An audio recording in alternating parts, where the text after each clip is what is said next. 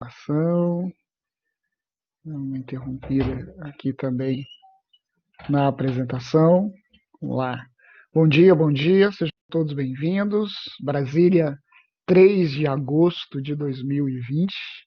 Nem nas nossas, né, no principal planejamento aí da nossa vida, certamente não estaríamos, né, visualizando, vislumbrando um início de mês de agosto desse modo, né? Só para a gente comparar ou pensar um pouquinho, nesse momento, início do mês de agosto, é, não há dúvidas que um dos principais debates no território brasileiro seria o quadro de medalhas dos Jogos Olímpicos.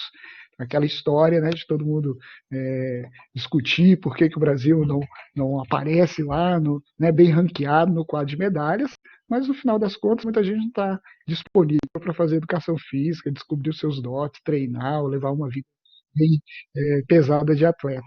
Oi, Isadora, tudo bem? Diga lá, quer contar algo? Vocês me ouvem, me vê, né? Eu tirei a projeção. Pois é, eu estou até mexendo aqui, a Juliana está avisando, Denise, existe algum problema hoje na Black no Collaborate. Então, né, a gente vai administrando aqui a maneira como temos, né, quem vocês estiverem em contato e puderem aí informar, né, nos grupos da turma que sejam, faça aquele procedimento, né, de fechar a Black, retornar, tentar entrar diretamente pela Black, não pela página. Vamos ter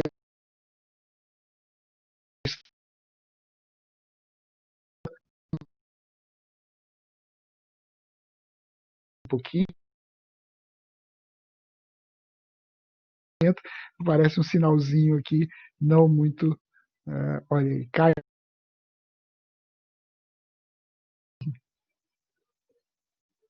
Então, né? Retornei. Acho que o ideal é deixar o, o vídeo desligado. Né? Hoje, então, tenso a, a atuação, o trabalho, e vamos seguindo, vamos trabalhando aí. Né? É mês de agosto, no mês de agosto normalmente temos algumas intempéries, principalmente se a carga aqui de participantes for maior do que a capacidade de suporte. É um problema em toda a rede marista hoje, segundo o informe aqui. Acho que vocês devem estar ouvindo de maneira cortada, né? Não deve estar funcionando bem, ainda com as dificuldades aí dos colegas de entrarem na sala. Vamos ver aqui se eu melhoro, pelo menos a parte de conexão.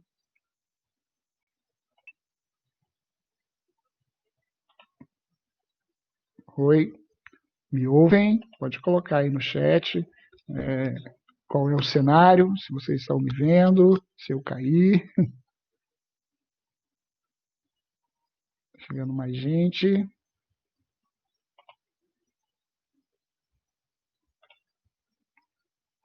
Pronto. Indo, tá bem, como tá?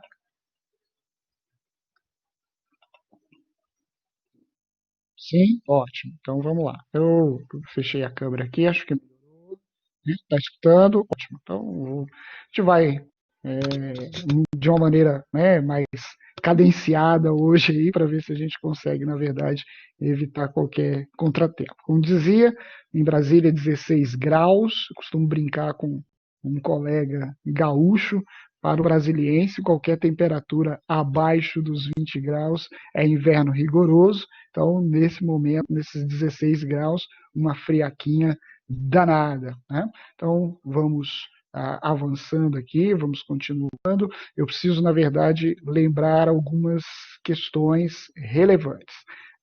A primeira delas é que agora, dia 5, portanto, na quarta-feira, vocês têm em geografia 4 formulários para entregar, né, a data limite.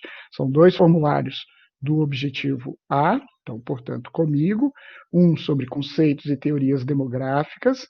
Nesse momento, eu tenho um número, né, inferior à metade da turma do terceiro C, que não fez a entrega, que ainda não preencheu o formulário, não resolveu as questões. O terceiro D, 27 alunos, ainda é um número pequeno, mas mais considerável do que o do terceiro C.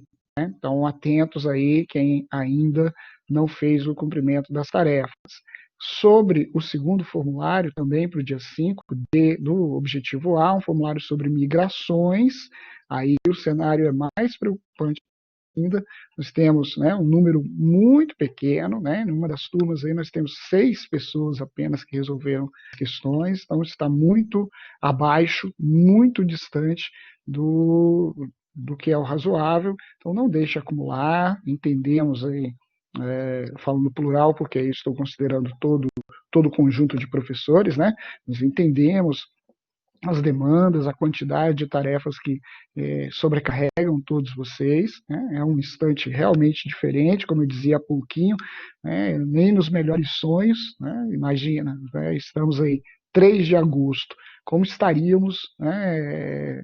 Ou como pensamos esse mês de agosto, já nos preparativos aí, em encaminhamentos para as despedidas da sua vida escolar na educação básica, como é que seria, na verdade, a conversa nesse momento? Estaríamos, de fato, falando dos Jogos Olímpicos, os meninos conversando, todos, meninos, meninas, né? Conversando sobre o Campeonato Brasileiro, né? Pensando, na verdade, como estariam em 2021, na graduação, na viagem que vão fazer, na nova cidade que vai morar, porque estará estudando por lá. Então, são pontos que estão distintos e aí acumulando atividades, entre outras questões, assistindo, né, aulas remotas, nossos professores conversando com os computadores. Então é um momento, né, histórico, diferente. Não sei se dá para cravar como tempo de grandes transformações, isso é uma outra história, isso vai ficar para um outro momento. Tá?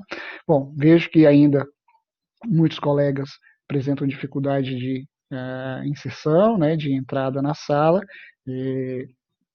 Estou aguardando aqui as orientações da coordenação, estou vendo, acompanhando aqui também nas mensagens, né, e a gente, como disse, vamos administrando, vamos seguindo aí, vamos fazendo, então, dentro do possível, compartilhar aqui com vocês, vamos ver se não cai, ver se dá para ouvir direitinho e acompanhar a aula. Então, vamos lá. Né? No nosso encontro passado, nós avançamos sobre o tema 38, e lá, a temática número 38, a conversa era sobre desenvolvimento socioeconômico e migrações. Nós fizemos, na segunda passada, um bate-papo quase que exclusivo sobre os fluxos migratórios. E já no finalzinho ali das nossas análises e conversas sobre as migrações, né, eu deixei no ar, né, algo que a professora Ana Bárbara, que estava conosco, já apontou também como uma temática de debate, de conversa com você, respeito aí a uma crescente, né, um cenário assustador, por entender, na verdade, que à medida em que evoluímos em informação, em conhecimento, em desenvolvimento tecnológico, né, em desenvolvimento econômico, que naturalmente as pessoas também evoluíssem na resiliência, na capacidade de conviver. Né? E a xenofobia, essa aversão, vou ampliar aqui a conversa, né? A grupos étnicos, a aversão ao estrangeiro, a aversão àquele que não compartilha de origem a sua cultura, né? Com outros indivíduos de outros lugares, acabou, na verdade, ou acaba sendo um estopim para grandes conflitos. Esse modelo de aversão ao outro, né, ao diferente, ao que não fala a minha língua, ao que não consome os mesmos, ou que não possui os mesmos hábitos alimentares que eu possuo, não está tão distante de nós. É claro que no território europeu esse tema, né, tem saltado mais aos olhos do que em outras partes do mundo, mas não dá para distanciar isso também aqui da nossa realidade. Não podemos esquecer que no início de 2019 nós tivemos uma curiosa repulsa aos venezuelanos que escapavam, e com toda razão, né, de um modelo governamental maluco que se instalou e colocou a Venezuela na lista dos países, né, mais complicados, pobres e com conflitos do planeta. Aliás, com crise de desabastecimento, mesmo sendo um país riquíssimo em petróleo. E aqui, no território brasileiro, ao mesmo tempo, né, que esses irmãos da América Latina buscavam refúgio no nosso território, oportunidades de trabalho e muitas vezes gente muito qualificada entrando no país em busca, né, de uma reconstrução, aquela base do fluxo migratório. Então, ora por posturas, né, governamentais, ora também, né, impulsionado pela postura de Estado, muitos indivíduos usam, né, seu pensamento e sua língua afiada, se é que eu posso dizer assim, via as redes sociais, né, inflando aí sentimentos, inflando posturas e confundindo, inclusive, a temática, né, entre aqueles que fogem e o modelo governamental, que muitos, na verdade, apresentam também as suas diferenças, suas repulsas. Então, a xenofobia como um problema, né, ele extrapola a perspectiva migratória e configura hoje, né, uma conjuntura de dificuldades políticas, sociais, né, e gerando, inclusive, aglomerados subnormais. Para quem não lembra dessa terminologia, é o que o IBGE identifica como favela, né? Então, nós podemos usar essa terminologia aglomerado subnormal para a ampliação das áreas periféricas distribuídas por todo o espaço territorial do planeta, e aí um grande susto, né, para o mundo, não só os bolsões de miséria que se falam, mas especialmente as soluções que nós fizemos um cine debate, né, nós, a cadeira de geografia do Marista, e aí, naquela oportunidade, nós sugerimos a observação, né, desse documentário e, principalmente, né, pudéssemos discutir, debater. Eu fiz aqui, então, algumas considerações. O que a gente tem de relevante e de importante para destacar desse documentário, e que talvez chegue a uma concordância na interpretação e no entendimento da xenofobia. Isso não quer dizer que o documentário possa, de fato, ser apontado como adequado, brilhante. Ele também põe uma visão muito particular dos produtores, em especial da apresentadora. Tá? Essa visão, ela tenta, de algum modo, dar voz aos que se sentem incomodados, não, justamente os xenófobos, né? E dentro dessa apresentação é importante a gente olhar com muita atenção. Né? Todos os extremos são extremamente perigosos, seja em um posicionamento político mais progressista ou num posicionamento político mais conservador. Isso não quer dizer aqui que eu esteja fazendo a defesa do centro, mas eu faço sempre a defesa do diálogo, não ouvir outros lados, não construir a sua interpretação de mundo, ou fixá-la especialmente em um olhar um tanto quanto tolo, na opinião do professor Aldo, e na perspectiva do estudo e ensino de geografia. Né? Lembrando que a nossa conversa, pontualmente aqui, tem como pano de fundo a interpretação e organização do espaço geográfico. Então, o que a gente pode ressaltar, ou pode destacar aqui desse bate-papo, é que, né, os refugiados, né, os imigrantes que têm entrado mundo afora, em especial a Europa, corresponde a um instante, a um momento de tragédia, né, para todo mundo, tá certo? Para os países de onde eles saíram, que vão, né, visualizar ali, especialmente aquilo que chama muita atenção em qualquer tempo, inclusive de pandemias, né? a economia. Então, ver aí a economia do país de origem ruir, empresas vão sair, né, pela diminuição do consumo, pela diminuição do número de trabalhadores disponíveis no mercado de trabalho, e aí viram, né, a roda do capitalismo começa a girar ao contrário. Bom, problemas também, né, para os grupos familiares. Normalmente, as mulheres e as crianças acabam ficando no país, né, e a mão de obra trabalhadora dentro de uma perspectiva patriarcal, né?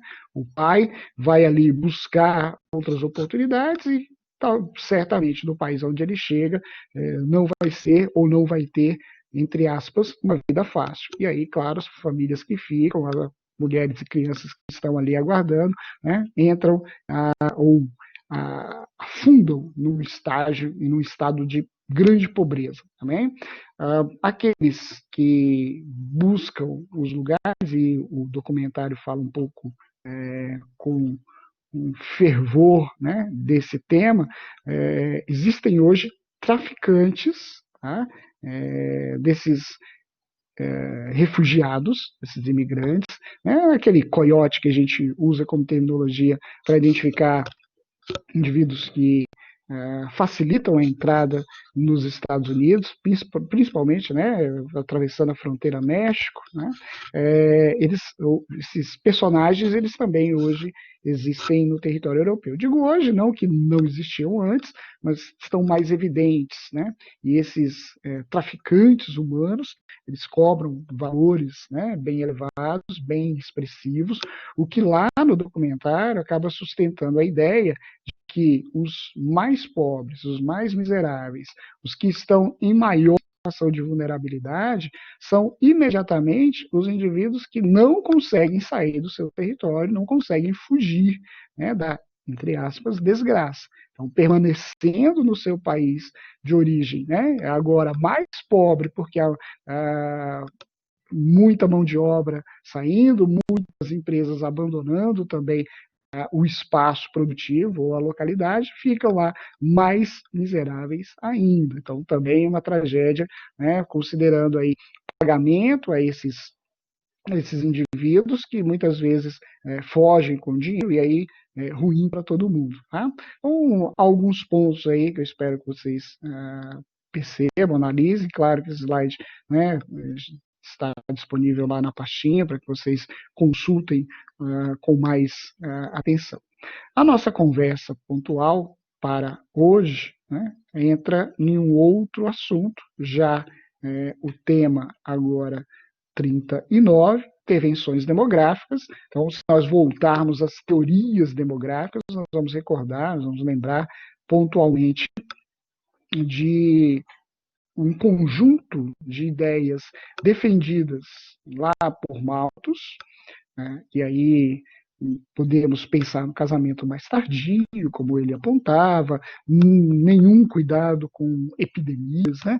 Ou ainda a sustentação da ideia de que, em caso de conflitos, em caso de grandes confrontos, isso faria bem exatamente para a população que sobrasse sobre aquele espaço e que deveriam, inclusive, agradecer ao país vencedor por ter, de alguma maneira, regulado a sobrevivência dos que estavam. Né? É meio teoria do Thanos, né? Só que, na verdade, é o Thanos que faz uso da teoria do demográfica e malthusiana. Então, aí a gente avança, chega no século XX, temos os neomalthusianos, os ecomalthusianos, os reformistas, e o que há de convergência, né, dessas teorias, além do estudo da população, está também a perspectiva de ações diretas, ações em que o cidadão ou que o Estado, né, possa agir, possa atuar para que, especialmente,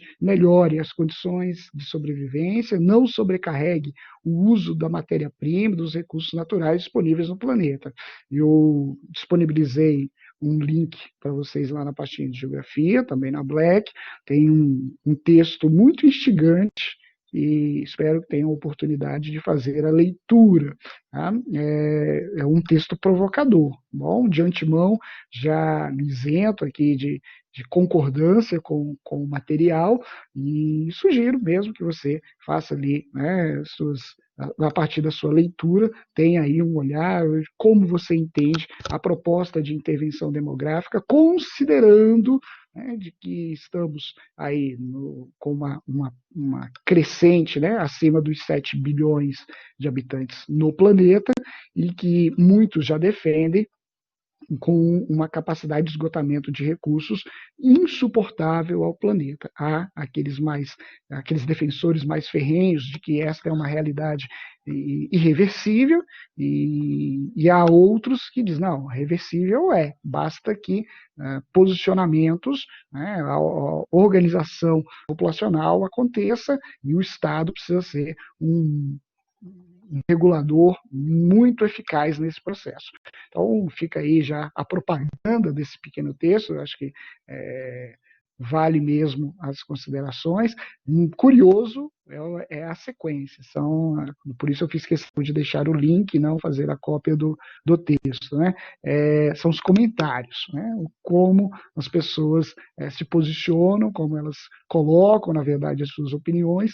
Algumas dessas opiniões, claro, têm um cunho religioso, né, espiritual, outras opiniões muito claras lá nos comentários, dizendo respeito, mais uma vez, à lógica e perspectiva econômica, né, sempre esse pano de fundo, definindo ou ajudando a definir a interpretação e a compreensão dos posicionamentos do Estado em qualquer instante, inclusive nesse momento de pandemia, quando o grande debate é se reabre, se não reabre tudo, se voltam, se não voltam as escolas, por exemplo, né?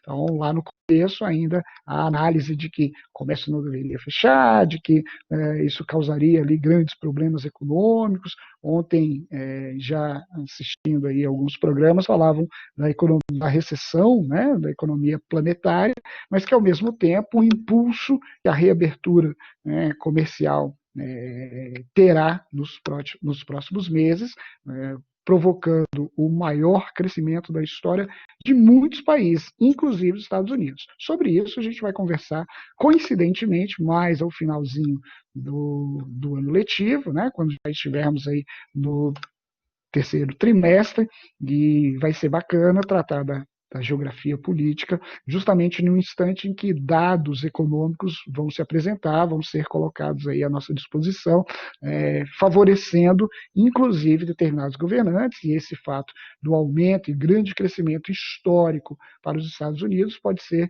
uma grande bandeira, uma grande ferramenta na reeleição do Trump.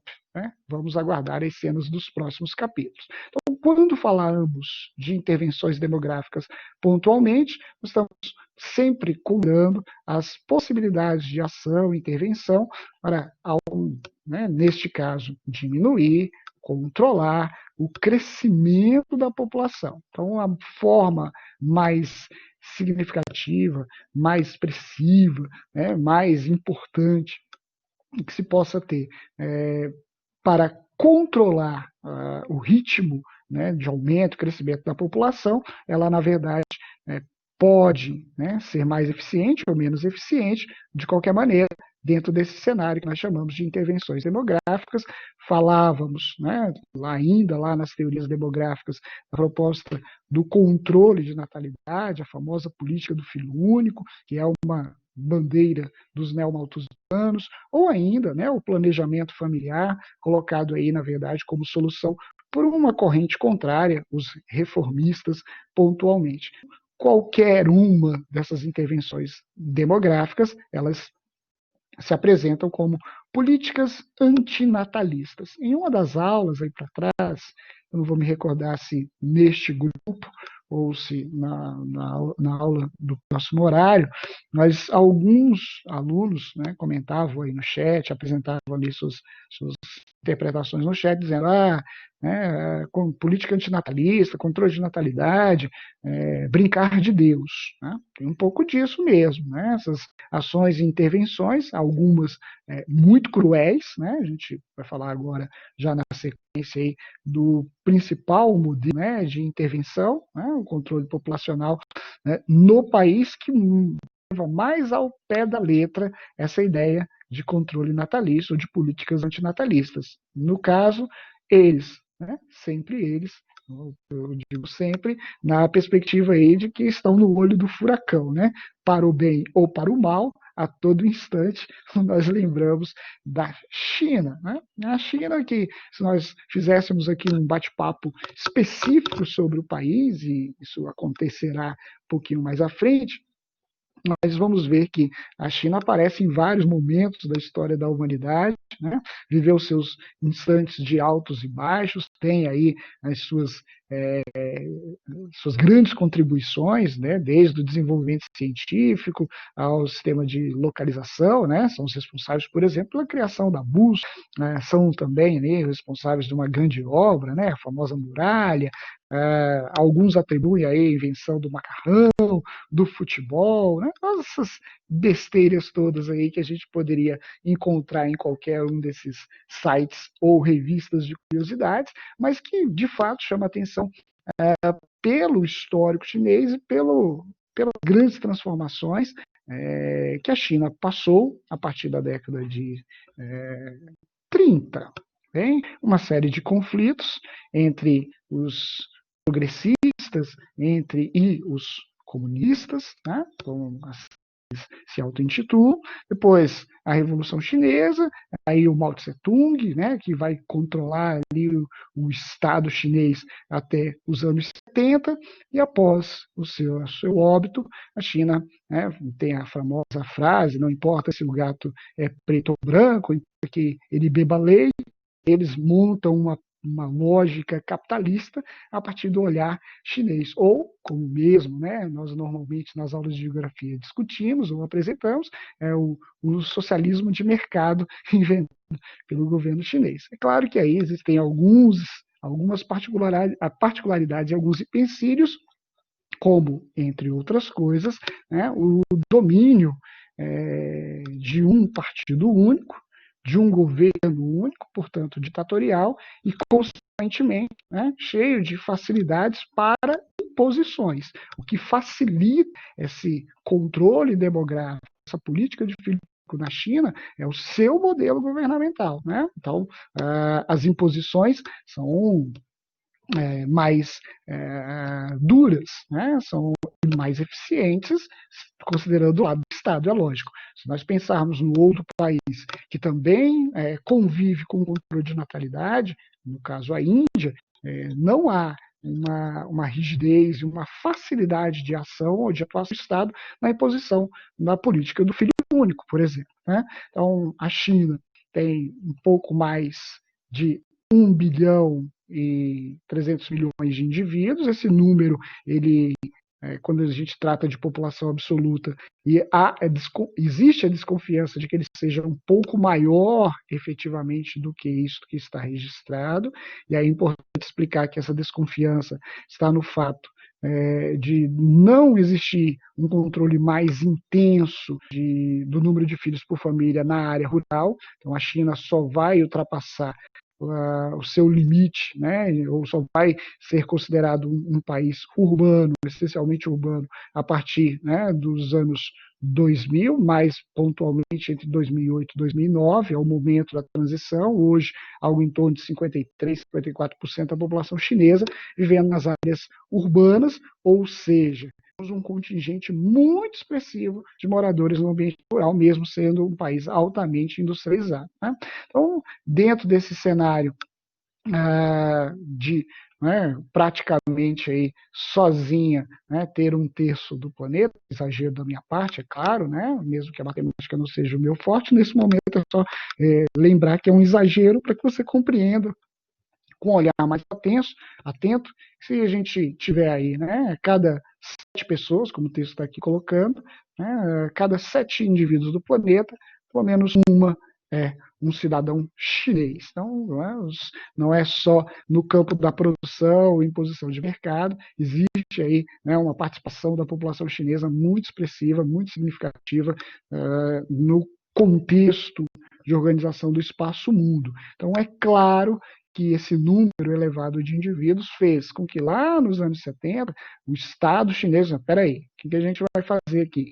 gerar mais emprego, usar recursos naturais, criar uma dinâmica, né, de produtividade, de comércio, de bem-estar social que atenda a todos, ou diminuir a população. Né? É claro que a segunda opção, disfarçada de primeira, foi exatamente o que aconteceu, e aí nós passamos a ter, né, no final dos anos 70, mais especificamente ali entre 1978 e 1979, quando se fala a partir dos anos 70, um destaque que, mesmo que você não esteja atento aí, pelo menos por enquanto, a essa temática, o Mao Tse Tung, responsável pela Revolução Cultural, responsável pela Revolução Chinesa, no primeiro instante, pela manutenção do Partido Comunista Chinês, o verdadeiro PCC, né, no poder aí, né, por todo esse tempo, mas enfim, pelo menos da sua chegada ali na década de 50. Então ele, né, nos anos 70, vem a óbito e nessa mudança de governante, na passagem do bastão, né, saindo de cena o Mao Tse Tung, entra então o Partido Comunista a fazer, ou se vê no direito de realizar, né, debates e embates para a mudança ou para a ordem de mudança dessa lógica governamental, então não dava para ficar preso nas teorias socialistas com um grande número de indivíduos, era preciso pensar, né, outras estratégias, e aí, claro, que entre as estratégias, o controle demográfico, então vem a famosa política do filho único. Então, casal, um filho apenas, né, um segundo filho, isso significaria ali penalidades de multa a indisponibilidade, por exemplo, do local de moradia, lembrando do Estado como dono, né, de toda a estrutura. É muito recente essa ideia de propriedade privada na China, portanto, era, né, muito fácil realizar esse controle. E aí, né, cobrando multa, criando dificuldades para as famílias, e atrelado a uma perspectiva cultural. Então, a China conseguiu, né, num intervalo aí de quase 30 anos, reduzir a sua população, o ritmo de crescimento da população em praticamente aí, né, dois Brasis atuais. Né? Nós estamos aí em 210 milhões de habitantes, um pouquinho mais que isso, né, recentemente. Então, a gente arredonda esses, né, 200 milhões, então praticamente mesmo dois territórios brasileiros atuais foram economizados, né, para ser bem irônico aqui na conversa, no desenvolvimento chinês. Já encerrando, e um dia atípico aqui hoje, né, pelo número de participantes, pela dificuldade que todo mundo teve de entrar, pelas oscilações que aconteceram também na aula, fica aqui uma sugestão, mas assista em um dia que você estiver tranquilo, tá bom? Se você tiver vontade, tá? Assista num instante que você estiver calmo do coração e queira, na verdade, discutir e debater. Se você estiver num dia mais mais tristinho, né? Se estiver num dia mais emotivo, né? Se estiver naquele dia que quer muito conversar com os amigos, sugira, esqueça isso aqui que eu vou sugerir agora, que é esse documentário China, Os Quartos da Morte, que é um documentário feito pela BBC, que apresenta, né, um cenário de intensa ação do Estado chinês tomando o segundo filho, né, das famílias, especialmente as filhas meninas, e aí infanticídio e outras barbaridades bem curiosas não, né, bem tristes. A gente encontra com facilidade aí no YouTube, tá? Esse documentário, por ser um material de programa televisivo, ele não tem classificação etária, mesmo, né, com cenas muito fortes. Então, repito, tem uma curiosidade, quer saber um pouquinho mais, dá uma olhadinha lá, né? Não precisa ser hoje, não precisa ser agora, nesse instante que você revisa população. E aí, antes de bater o nosso minuto, né, lembrar o seguinte: exatamente por esse controle de natalidade, por todos esses absurdos, a população chinesa, né, vem apresentando aí um ritmo de crescimento hoje bem menor do que se esperava. Resultado disso, em pouco tempo. Né? E aí há uma estimativa para que isso aconteça efetivamente aqui a partir de 2020. Então, estamos, neste momento, diante da possibilidade de alterações. Tá? do continente africano, né, apresentar uma população, né, com um ritmo de crescimento bem superior ao que é encontrado no território chinês, aí tranquilo, nós estamos falando de 54 países, né, pelo menos, e, ao mesmo tempo, né, esperando aí o próximos do anúncio da Índia assumindo esse papel de maior população do planeta. Não seja exatamente aqui em 2020, como estamos, né, mas nesta década em diante podemos encontrar esse cenário. Bom, a gente retoma, espero com normalidade, na segunda-feira que vem, conversando aqui sobre avanços e a própria pirâmide etária do país, e aí, claro, vamos acabar deixando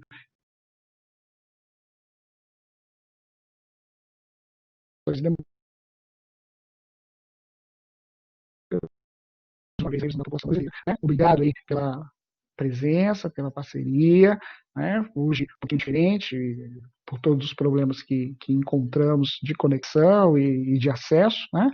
Então, é claro, a aula fica disponibilizada, a gravação fica disponibilizada para vocês, espero que ajudem. E aquilo que, na verdade, não ficou muito claro, a gente conversa no próximo encontro. Então, obrigado pela presença, até logo, tchau, tchau.